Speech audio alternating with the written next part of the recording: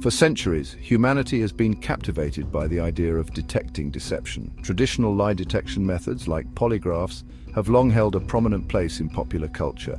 However, the science behind these methods has been subject to intense scrutiny and debate. Polygraphs operate on the premise that lying induces physiological changes. These changes, like increased heart rate and sweating, are measured and interpreted. Critics argue these responses are not unique to deception. Brain-based methods like fMRI aim to identify areas of the brain associated with deception. However, these methods face their own limitations and require specialized expertise. The quest for a truly reliable lie detection method continues. Linguistic text analysis offers a fascinating window into the human mind. It delves into the intricate ways we use language, often subconsciously revealing more than we intend. Unlike traditional methods that rely on physiological responses, linguistic analysis focuses on the structure, content, and style of our communication.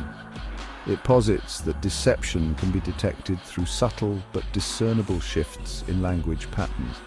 One key principle underlying this approach is the idea that lying requires cognitive effort.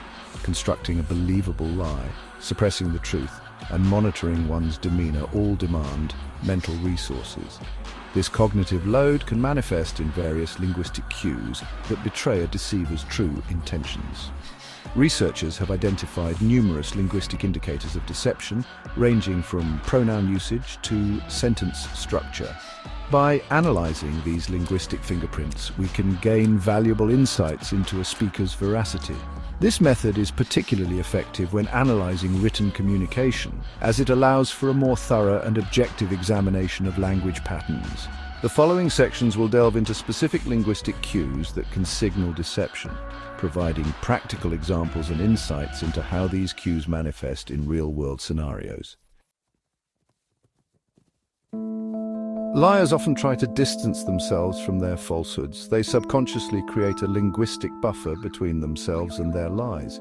One way they do this is through the use of pronouns. For instance, instead of saying, "I didn't take the money," a liar might say, "the money went missing." This subtle shift in language reflects an attempt to minimize personal responsibility and create a sense of separation from the lie. Another common tactic employed by liars is the use of negation. They tend to use more negative language than truth-tellers, perhaps as a way to subconsciously distance themselves from their assertions. For example, instead of saying, "I was at home," a liar might say, "I wasn't anywhere near that place." The increased use of negation can be a sign of deception, as liars often find it easier to deny involvement than to construct elaborate falsehoods. These subtle shifts in language, while seemingly insignificant on the surface, can provide valuable clues about a person's true intentions. Section 4: Case Studies when words betray the truth. Lance Armstrong, once revered cyclist, was stripped of his titles for doping. His denials were forceful and confident. In 2013, he confessed to Oprah Winfrey, showing remorse and taking ownership. John Edwards, former US Senator, denied fathering a child using convoluted language. His confession was brief and direct, acknowledging responsibility. Section 5: Practical Applications: Navigating a World of Deception. While not every lie we encounter is as high stakes as a doping scandal or a political sex scandal, the ability to detect deception has practical implications for our daily lives. From negotiating a car purchase to navigating workplace dynamics, understanding the subtle cues of deception can empower us to make more informed decisions.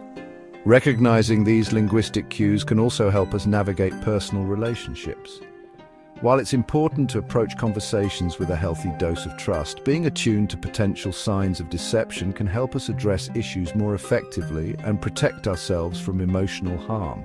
Of course, it's important to remember that linguistic cues alone are not foolproof indicators of deception. Context, nonverbal cues, and our own intuition also play a role in assessing the veracity of what others tell us. By developing a deeper understanding of how language can betray deception, we can become more discerning listeners and communicators, better equipped to navigate the complexities of human interaction.